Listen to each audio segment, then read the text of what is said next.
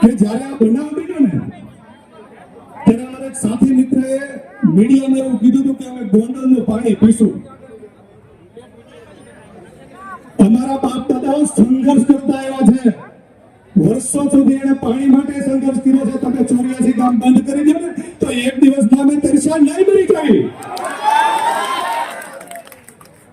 અને આજે તમારે ગોઠવવી પડી છે ને સિક્યુરિટી, એ અમારી માટે નથી ગોઠવવી પડી, તમારો દોઢ ના લૂંટે એટલું ગોઠવવી પડી.